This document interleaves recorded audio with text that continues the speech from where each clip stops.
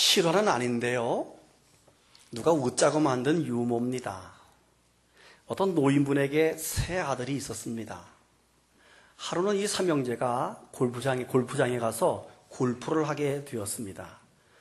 근데 얼마나 진지하게 공을 치는지 뒤에서 따라오는 팀들이 보니까 너무 진지하게 천천히 공을 쳐서 가는 코스마다 기다리기가 일쑤였습니다. 그래도 너무 진지하게 공을 치기 때문에 뒷팀이 생각하기를 아마도 무지하게 큰 내기를 하는가 보다 이렇게 생각을 하고 이해하면서 천천히 따라갑니다. 마침 중간쯤에 그늘막에서 그 앞팀과 뒷팀이 만나게 됐습니다. 그래서 그들에게 직접 물어보기는 뭐해서 그 앞팀의 캐리에게 물어봤습니다. 도대체 얼마짜리 내기를 하기에 그렇게 진지하게 공들을 치나요? 그랬더니 그 캐디가 잠깐 오시라고 그러면서 귓속말로 하는 말이 저기서 진 놈이 아버지 모시기로 했답니다. 여러분, 웃자고 한 얘기지만 사실은 노인분들에게 대단히 죄송한 이야기이고 그런데 서글프게도 이게 우리가 사는 시대의 현실이기도 합니다.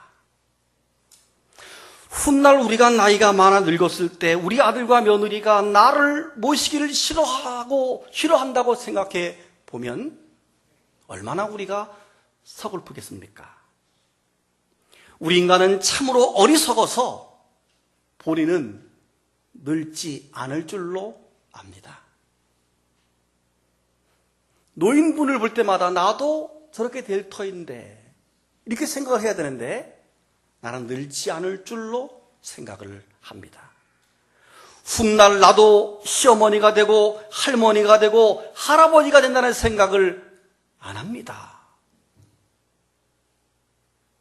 장례식장에 수없이 조문을 가지만 자신의 죽음과는 전혀 관심 없이 생각을 합니다. 이렇게 우리가 어리석습니다. 사랑하는 교우 여러분, 오늘은 어버이주일입니다. 어버이주일을 맞이해서 우리에게 주시는 하나님의 말씀은 오늘 잠언의 말씀입니다. 잠언은 기원전 971년부터 930년 사이에 주로 솔로몬이 잠언을 기록했습니다. 솔로몬은 총 31장으로 구성되어 있습니다. 그 중에 1장부터 29장까지가 따라합시다. 솔로몬의 잠언. 그리고 30장은 야게의 아들 아굴의 잠언. 아굴의 잠언. 시작. 마지막 31장이 르무엘 왕의 어머니가 31장을 기록한 걸로 끝나니까 1장부터 29장까지 거의가 다 누구의 잠언이에요? 솔로몬의 잠언인 것입니다. 그런데 이 잠언은 크게 두 가지 교훈이 잠언 속에 쫙 흘러가는데 마치 두 기둥이 있는데 두 가지 교훈이 서로 딱 맞대고 있는 그런 형상입니다. 첫 번째 기둥은 뭐냐면 하나님을 경외하라 하는 기둥입니다.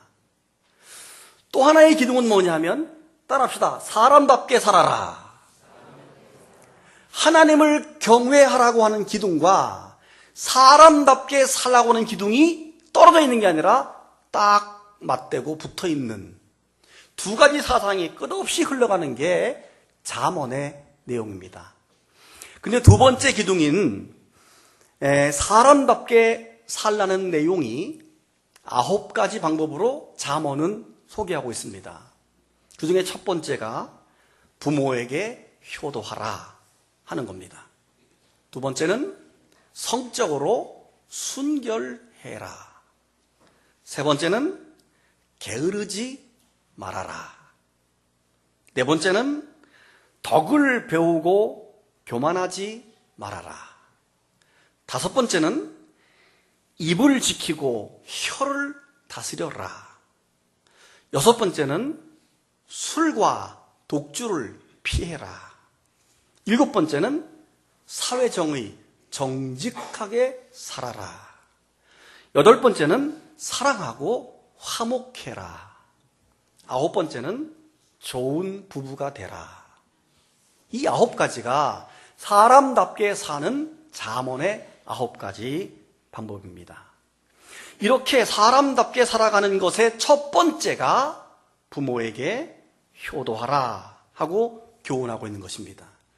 오늘 본문은 우리 자녀들이 아주 중요한 교훈을 한 2가지 정도 깨닫게 되는데, 그 중에 첫째가 뭐냐면 순종과 공경해라 하는 겁니다. 순종과 공경해야 합니다. 시작. 오늘 본문이 22절이지요. 너를 낳은 아비에게 청종하고 내 늙은 어미를 경히 여기지 말라 그랬습니다. 이것을 풀이되어진 현대어의 성경을 보게 되면 너를 낳아준 아버지에게 순종하고, 그리고 늙은 어머니를 업신 여기지 말아라 하는 것입니다. 또 다른 성경 에베소서 6장 1절에서 2절을 보게 되면 같은 내용이 나오는데요. 자녀들아, 주 안에서 너희 부모에게 순종해라. 이것이 옳으니라. 내 아버지와 어머니를 공경하라. 이것은 약속에 있는 첫 번째 계명이니 이로써 내가 잘 되고 땅에서 장수하리라. 아예 애초에 하나님은 10계명을 주실 때 제 5번째 계명으로 5계명으로 내 부모를 공경하라. 그리하면 내 하나님 여호와가 너에게 준 땅에서 내 생명이 길리라 라고 말씀했습니다. 10계명의 1계명부터 4계명까지는 하나님에 관한 계명들입니다. 그리고 5계명부터 마지막 10번째 계명이 사람에 관한 계명인데, 그 사람에 관한 첫 번째 계명이 바로 내 부모를 공경하라 인 것입니다. 여러분, 사람이 나이가 많아 늙어지게 되면 3가지 서글픔이 있다고 합니다. 그 중에 첫 번째가 몸이 아픈 서글픔입니다. 사람이 서글픈 것 중에 가장 큰 서글픔이 몸이 아플 때예요. 노인들은 허리도 아픕니다. 어깨도 쑤십니다. 무릎도 쑤십니다. 근데 대부분 자식들에게 표현하지 않습니다. 왜냐하면 안 아픈 척 내색을 하지 않을 때가 굉장히 많습니다. 근데 사실은 알고 보면 안 아픈 곳이 없이 다 노인들은 몸이 아파요. 그래서 늘 그렇게 서글픈 것입니다. 2번째 서글픔은요, 외로움을 잘 타십니다. 젊을 때는 갈 곳도 많아요. 만날 사람도 많아요. 할 일도 많아요. 바쁩니다. 근데 나이가 많다 보면 할 일이 없어지게 되고, 그 다음에 사람도 만나는 횟수 떨어지고 하다 보니까 점점 외로워집니다. 그래서 자식들이 자기네끼리만 속닥거리면 본인 욕하는 걸로 생각해요. 그리고 엄청 섭섭하고 서글퍼요. 혹시 나를 빼고 자녀들이 자기네끼리 식사하러 가면 이거는 서글픔이 더 심합니다. 그래서 저절로 외로움을 많이 타고 괜히 서글퍼하는 게 바로 어르신들의 모습입니다. 그리고 3번째는요, 배고픔의 서러움입니다. 배고픔. 젊을 때는 뭘 먹어도 잘 왕성하게 소화가 되니까 이것저것 잘 먹는데, 사실 연세가 들게 되면 소화가 안 돼서 못 드시는 거예요. 또 맛이 없어서 못 드시는 거예요. 사람이 본인의 이 치아가 본인 치아가 아니면 맛을 못 느끼는 거거든요. 씹는 기능만 하는 거거든요. 근데 본인 치아는 맛을 느끼게 돼 있어요. 그러니까 맛을 못 느끼고 음식을 먹으니까 많이 못 먹어요. 그러니까 자주 시장기를 느끼게 되지요. 근데 우리가 젊은 사람이 생각할 때는 많이 먹는다고 이렇게 타박을 하고, 금방 먹고 또 뭘 찾으시냐고 이렇게 말할 때가 많습니다.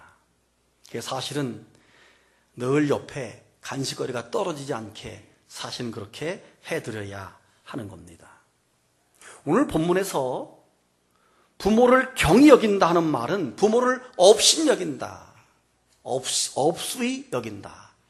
그럼 많이 쓰는 말이잖아요. 부모님이 아프다고 말하면 뭐라고 그럽니까? 늙으면 원래 아프다고. 다 아픈 거라고. 혹시 궁금해서 뭐 물어보면 엄마는 몰라도 된다고. 아버지는 몰라도 됩니다. 몰라도 된다고 말합니다. 그럼 왠지 부모님들은 서글프고 외톨이가 된 그런 느낌을 갖게 되지요. 여러분, 성경에도 많은 효자들이 등장되고 있는데 저는 그 중에서 가장 효자를 한 명 꼽아보라고 한다면 저는 가차없이 이삭이라고 하는 이 젊은이를 꼽습니다. 저는 개인적으로 이삭은 순종과 공경의 극치, 이렇게 제가 표현해주고 싶습니다. 왜냐하면 아버지 아브라함이 하나님으로부터 아들 이삭을 제물로 바치라는 명령을 받았을 때 사실은 그것은 아버지의 신앙의 문제입니다. 그런데 아들 이삭은 아버지의 신앙 때문에 본인이 지금 죽어야만 됩니다. 아직 장가도 못 갔습니다. 아직 꽃도 피어보지 못한 그런 젊은 나이입니다. 그런데 아버지의 신앙의 문제로 내가 죽어야 돼요. 개인적으로 굉장히 억울합니다. 모리아산으로 가는 사흘길은 아버지도 괴로웠겠지만 이 아들 이삭도 굉장히 엄청난 고민과 고통의 시간이었을 것입니다. 물론 이삭 역시 아버지가 믿는 하나님을 믿기 때문에 아버지 못지않은 믿음으로 그 길을 걸어가고 있습니다. 그러나 아무리 그렇다고 하더라도 견딜 수 없는 고민의 시간은 피할 수가 없는 것입니다. 여러분, 예수님께서도 십자가 처형을 앞두고 하루 전날 겟세마네 동산에서 뭐라고 기도하셨지요? 아버지 하나님이여, 할 수만 있거든 이 잔이 내게서 지나가게 하옵소서. 그러나 나의 원대로 마옵시고 아버지의 원대로 되기를 원합니다. 라고 말했습니다. 사실은 이 기도가 오늘 이삭에게 있어서는 이삭의 기도이고 이삭의 마음입니다. 이삭 역시 똑같은 그런 심정입니다. 그래서 아버지에게 한마디 질문을 하지요. 아버지, 재물은 어디에 있습니까? 이삭은 이미 눈치로 자기가 재물인 것을 알고 있었습니다. 그런데 혹시 내가 잘못 알고 있는 것 아닐까? 혹시 내가 아닐지도 몰라 하는 마음에서 아버지 어디 있습니까? 라고 확인을 하고 있는 것입니다. 그리고 결국 그는 제단을 눕혀줍니다. 그리고 아버지의 칼끝이 자기의 목을 향해서 내려오는 순간까지 눈을 질끈 감으면서 그 아버지의 신앙에 순종하고 아버지를 공경합니다. 어쩌면 아버지보다 더 큰 믿음을 가진 사람일지도 모릅니다. 하나님은 그런 이삭을 어떻게 했습니까?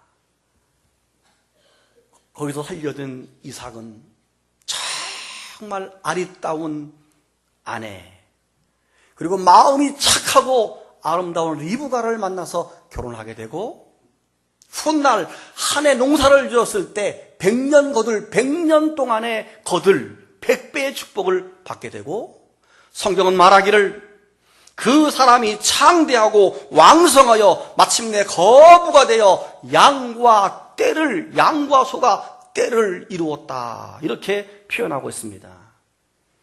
우리가 이삭에게서 얻을 수 있는 효도에 대한 교훈은 자기의 생명까지라도 내어놓을 수 있는 그런 효도까지를 말하고 있습니다.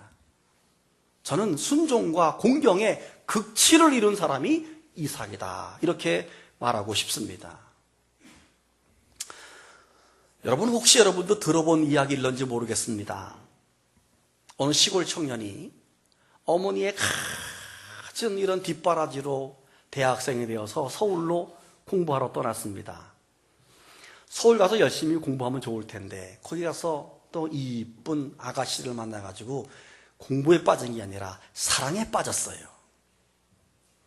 그래가지고 이 아들 청년이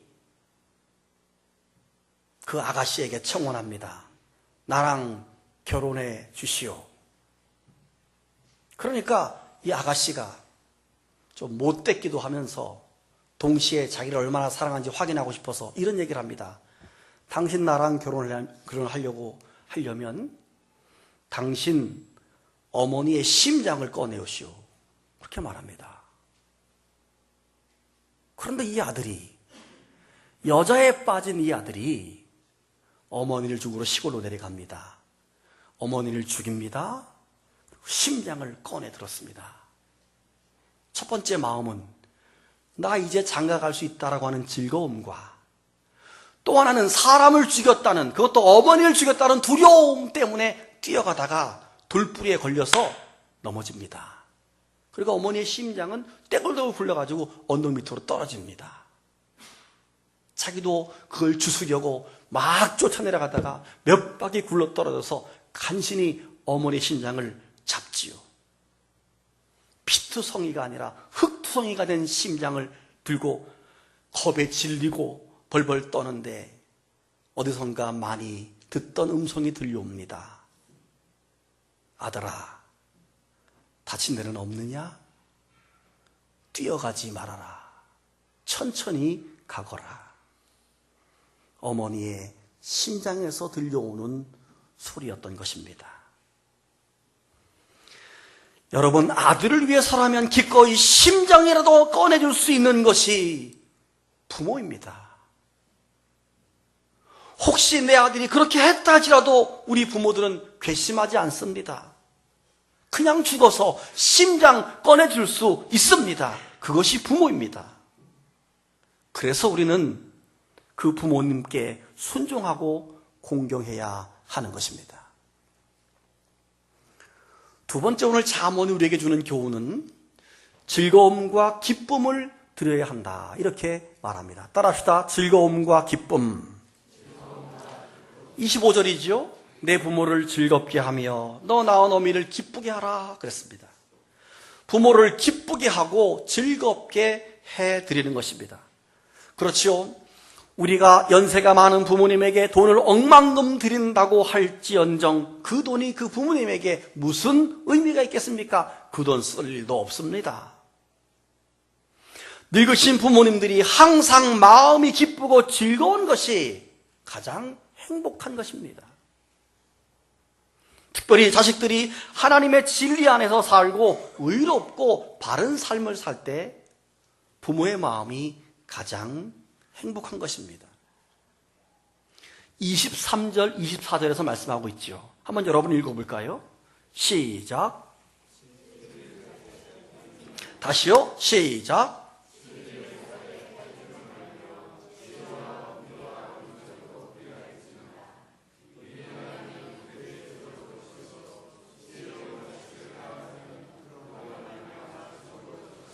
아멘. 여러분, 우리가 살아가는 세상은 많이 배운 사람이 너무도 많습니다. 요즘은 박사님들이 너무 많습니다. 많은 돈을 가진 사람도 많습니다. 부자들 많습니다. 많은 명예와 권력을 가진 자도 많습니다. 그런데 정직한 사람, 깨끗한 사람은 그리 많지 않습니다. 요즘 우리나라의 출세에서 한 자리쯤 하는 사람들을 보게 되면 권력형 비리와 뇌물의 자유로운 사람이 그렇게 흔하지 않은 것 같아요. 대부분 다 연루되어서 오늘까지도 그렇게 나라가 시끄럽습니다. 청문회를 보게 되면 걸리지 않는 사람 찾기가 너무 어렵습니다. 진리 안에 사는 사람이 너무도 많지 않다는 것입니다. 의롭고 성결하고 믿음으로 사는 사람을 찾기가 너무 어려운 시대가 되었다는 것입니다. 여러분, 우리가 한번 생각해 보시길 바랍니다. 만약 내 아들이 많이 배우고 돈도 많이 벌고 명예도 많고 권력도 많지만 도덕적으로 깨끗하지 못해서 부정과 부패 속에서 살아간다면 부모의 마음이 즐겁겠습니까? 어떻게 하다가 그런 자녀가 감옥이라도 간다면 부모의 마음은 지옥인 것입니다. 그러나 많이 배우지 못했고 많이 가진 것이 없고 아무런 명예와 권력이 없다 할지라도 의롭고 성결하고 하나님의 진리 안에서 정직하게 잘 살아간다면 그것이 훨씬 내게 즐거움이고 기쁨이 될 것입니다. 그래서 오늘 본문 22절 앞에 15절쯤을 보시게 되면 15절에서 18절에 솔로몬이 자기 아들에게 이렇게 말합니다. 내 아들아, 만일 내 마음이 지혜로우면 나 곧 내 마음이 즐겁겠고 만일 내 입술이 정직을 말하면 내 속이 유쾌하리라. 내 마음으로 죄인의 형통을 부러워하지 말고 항상 여호와를 경외하라. 정령이 내 장래가 있겠고 내 소망이 끊어지지 아니하리라. 다 같이 아멘. 지혜로움과 정직함을 아들에게 부탁하고 있습니다. 지혜로움이란 단순히 IQ가 좋은 것을 말하는 것이 아닙니다. 지혜로움의 원어를 보게 되면 모든 일에 신중하고 영리할 뿐 아니라 윤리적이며 영적 행위가 하나님의 법을 따라가는 생활을 지혜롭다, 이렇게 잠언은 말하고 있는 것입니다. 죄인의 길을 따라가지 않고 여호와 하나님을 경외하는 것을 지혜롭다, 정직하다, 이렇게 솔로몬은 표현했다는 것입니다. 여러분, 그렇습니다. 우리 부모의 진정한 즐거움은 자녀들의 지혜로움과 정직에 있다는 것을 우리가 알 수 있습니다. 그런 의미에서 이 솔로몬은 이런 말을 했지만 사실 굉장히 불행한 노년기를 살았습니다. 왜냐하면 이 솔로몬은 이스라엘의 왕으로서 정말 전무후무한 부귀영화를 누렸던 왕이 솔로몬입니다. 그런데 그는 지혜로운 자녀를, 본인이 말한 지혜로운 자녀를 어쩌면 한 명도 두지 못했기 때문입니다. 여러분, 솔로몬의 아내가 몇 명인지 아세요? 솔로몬의 아내가 몇 명인가 하면 여러분 놀라셔야 됩니다. 크게 놀라세요. 100명입니다. 100명도 넘습니다. 옛날에 왕들이 왜 이렇게 아내들이, 후궁들이 많은가 하면 첫째는 여자를 밝히기 때문에 그렇습니다. 두 번째는요, 이 많은 후궁과 아내들 속에서 낳은 자녀 가운데 그 중에 한 사람이 세자가 되고 그 세자로 책봉된 사람이 왕이 되기 때문에 한두 명이 낳은 자녀 가운데는 똑똑한 아이가 안 나오면 나라가 망하는 겁니다. 그래서 옛날 왕들은 많은 후궁을 둬서 많은 자녀를 낳은 다음에 똑똑한 사람이 나와야지만 나라에 흥망성쇠가 걸려있기 때문에 모든 백성들이 왕의 후궁이 많아도 그걸 다 인정하고 들어간 이유가 바로 거기에 있는 겁니다. 똑똑한 아들을 찾는 거예요. 그런데 솔로몬이 100명이 넘는 아내들 속에서도 한 명도 없었다. 얼마나 이게 가슴 아픈 일입니까? 그나마 제일 똑똑하고 괜찮은 세자로 책봉된 아들이 바로 르호보암입니다. 그런데 이 르호보암은 고집이 세고 나라의 원로들의 말을 무시하고 강압 정치를 행하다가 나라가 남과 북으로 갈라지는 불운한 그런 정치를 행했지요. 물론 솔로몬이 죽은 후의 일이지만 아마 솔로몬은 죽기 전에 내 아들 가운데 지혜로운 아들이 없음을 알고 오늘 본문을 말했을 것입니다. 아들아, 지혜롭고 정직하고 여호와를 경외하라. 그런 아들이 없었기 때문에 때로는 가슴을 치면서 그런 안타까운 잠언을 남겼는지도 모르겠어요. 여러분, 그런 의미에서 솔로몬이 남긴 말이 얼마나 가슴이 절절한 말인지를 한번 생각해 보십시오. 제가 다시 읽어드릴게요. 15절, 제가 현대어 성경으로 읽습니다. 내 아들아, 너가 지혜로우면 내 마음이 기쁠 것 같다. 네가 옳고 정직한 말을 하면 내 마음이 즐거워할 것이다. 너는 제발 죄인을 부러워하지 말고 두려운 마음으로 여호와를 섬기는 일에 항상 열심을 내어라. 그러면 분명히 너에게 밝은 미래가 있을 것이며 너의 희망이 끊어지지 않을 것이다. 다 같이 아멘. 아버지 솔로몬은 아들들에게 정말 온 마음을 다 담아서 지금 이 교훈을 한 거지요. 그것이 비단 솔로몬의 마음뿐 아니라 우리들의 부모님이 오늘 우리에게 바라는 마음일 것입니다. 그리고 자식을 둔 우리들의 마음이기도 할 것입니다. 여러분, 네팔 지진 때문에 온 세상 사람들이 참 가슴 아파하고 있는데요. 지진이 막 나자마자 구조팀들이 폐허가 된 흙더미 속을 막 뒤집어 가고 있는데 흙더미 속에서 웅크리고 있는 한 여성을 발견하게 됩니다. 이 여인이 무너져 내리는 지붕더미를 머리로 이렇게 이겨내고 허리로 받치면서 이제 웅크려 있는데 이미 보니까 목은 부러졌고 허리도 부러져서 이미 죽은 상태로 굳어있는 그런 상태였습니다. 그래서 구조팀들이 이 사람을 포기하고 다른 생존자를 찾기 위해서 막 이동하려고 하는 찰나에 그 중에 한 대원의 마음속에 왠지 이상한 느낌이 들어서 그 죽은 여성을 다시 한번 살펴보게 되었습니다. 그런데 그 죽은 여성이 엎드려 있는데 엎드린 그 안에 보자기 담요가 있는 겁니다. 담요를 들춰보았더니 거기 한 아이가 있는데 그 아이가 살아있습니다. 여기 아이가 살아있습니다.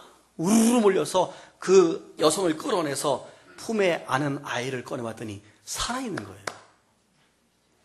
그런데 어머니의 손에 휴대폰이 붙잡혀 있어요. 휴대폰을 열어봤더니 문자 메시지를 전송한 마지막 장면이 떠 있는데 뭐라고 써 있는가 하면, 아가야, 네가 만일 생존하거든 엄마가 너를 얼마나 사랑했는지를 꼭 기억해 주기를 바란다. 여러분, 이 문자를 본 구조대원들이 다 자리에서 울었다고 합니다. 이것이 어버이의 사랑이고 어버이의 마음이지요. 자식을 살리려고 무너져 내리는 흙더미를 버티면서 목으로 버텼고 몸으로 버텼고 그 어두움 속에서라도 더듬거리면서 마지막 말을 남기기 위해서 문자를 눌렀던 그 어머니의 사랑, 그리고 거기서 죽는 어머니의 고귀한 사랑, 그 마음이 바로 우리를 낳으신 부모님의 마음입니다. 사랑하는 성도 여러분, 오늘 우리는 어버이 주를 맞이해서 부모에게 순종과 공경을 다하는 자녀가 되기로 결단하시기를 바랍니다. 또한 부모님에게 즐거움과 기쁨을 드리려고 노력하고 애쓰는, 하나님을 잘 섬기는, 그리고 정직하고 바른 길을 걸어갈 수 있는 그런 자녀들이 될 수 있기를 축복합니다.